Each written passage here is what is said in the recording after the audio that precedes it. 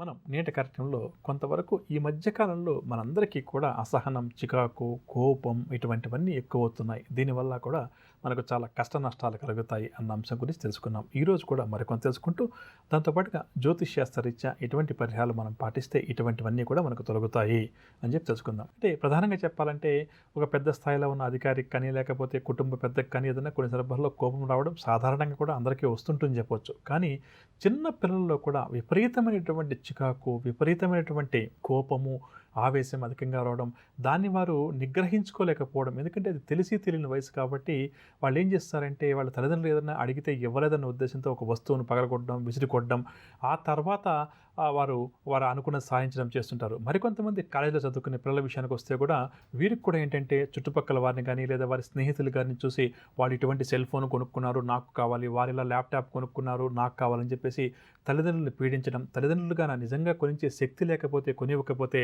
చెడుగా వారు ప్రవర్తించడం, తల్లిదండ్రుల మీద గొడవలకు దిగడం, కొట్టే ప్రయత్నం చేయడం, ఇంట్లోంచి పారిపోవడం, లేకపోతే కొంతవరకు చెప్పాలంటే డిప్రెషన్ లాంటి వాటికి వెళ్ళి తమను తామును హింసించుకోవడం లేదా ఎదుటి వ్యక్తులను హింసించడం, ఇవన్నీ కూడా చాలా వరకు కూడా అధికంగా చేస్తున్నారని చెప్పవచ్చు. అందున జ్యోతిష్ శాస్త్రానికి దీన్ని అనుసంధానం చేసి మాట్లాడుతున్నాం కాబట్టి పుట్టిన వాతావరణం, పెరిగిన వాతావరణం, సన్నిహితుల చుట్టుపక్కల వాతావరణం, ఫ్రెండ్స్ యొక్క ప్రభావం ఇవన్నీ మనందరి మీద కూడా ఉంటాయి. కానీ మరి అలాంటప్పుడు ఒక క్లాస్లో 40 మంది విద్యార్థులు ఉన్నప్పుడు 40 మంది కూడా అలా ప్రవర్తించడం లేదు. కేవలం ఒక ఇద్దరు ముగ్గురు 45లో మొత్తం మీద చూసి ఇలా ప్రవర్తిస్తుంటారు. ఎందుకంటే వారికి చెడు దశలు, అంతర్దశలు జాతకంలో గ్రహస్థ అనుకూలంగా లేనప్పుడు చదువుకోవాల్సిన టైంలో ఆ విద్యార్థులకు చదువు మీద తప్పితే మీద అన్నిటి మీద కూడా మంచి ఆసక్తి ఉంటుందని చెప్పొచ్చు. అదేవిధంగా ఈ అసహనం, చికాకు, కోపం ఇవన్నీ కూడా ప్రధానంగా పెద్దలకు కూడా చాలా ఎక్కువైపోతున్నాయని చెప్పవచ్చు.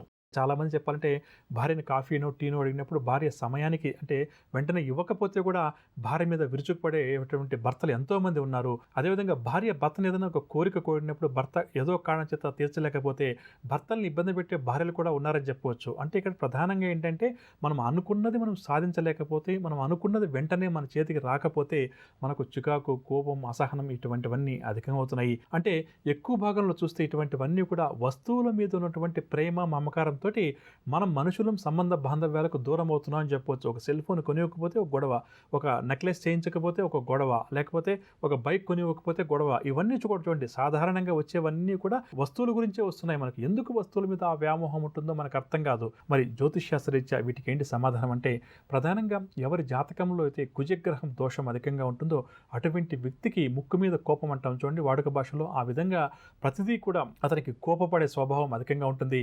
దీనివల్ల ఆ కోపం వచ్చినప్పుడు, ఆవేశం వచ్చినప్పుడు ఆ వ్యక్తి ఏం చేస్తాడో అతనికి తెలియదు. కుజుడు జాతకంలో ఉచ్చ స్థానంలో ఉండి మంచి స్థానంలో ఉంటే కొంతవరకు పర్లేదు, కానీ కుజుడు నీచ స్థానంలో ఉంటూ అతని వాక్స్థానాన్ని కానీ లేకపోతే అతని యొక్క బుద్ధిని కానీ నీచగా ఉండి ప్రేరేపిస్తుంటే అతను చేసే పనులు, అతను మాట్లాడే మాటలు అన్నీ కూడా ఇబ్బందికరంగా ఉంటాయని చెప్పొచ్చు. అదేవిధంగా శనిగ్రహం ఎవరికైతే దోష కారణంగా ఉంటుందో అటువంటి వారేంటి ప్రధానంగా ఈ శనిగ్రహ దోషం వల్ల ఏంటంటే ఎదుటి వ్యక్తులను ఎప్పుడు కూడా నింద చేస్తూ ఉంటారు.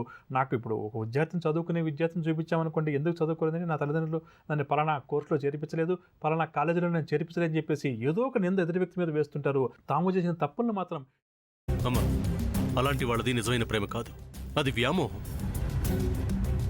ఎగ్జాక్ట్లీ చిన్నత్త, నిజంగా ప్రేమించుకున్న వాళ్ళు అలా చేయరు.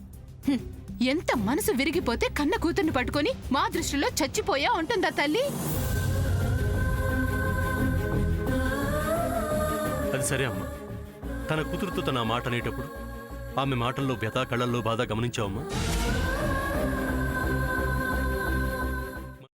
పెద్దబాబుకు బర్త్డే విషెస్ చెప్పు కూడా వెళ్ళాం కదా. ఊరికే ఎలా కాలిపోతుంది? మంట పెడితేనో పడితేనో తగలబడుతుంది.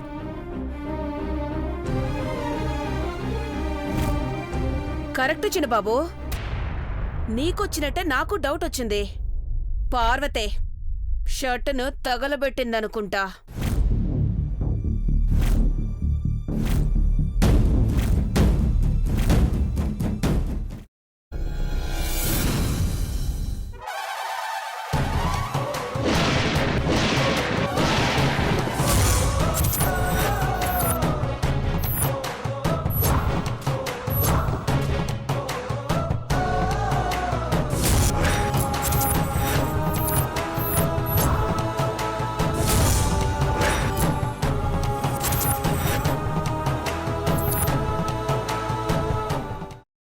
కున్న తర్వాత పొట్టు తీసేసి చాప్ చేసి పక్కన పెట్టుకోవాలి.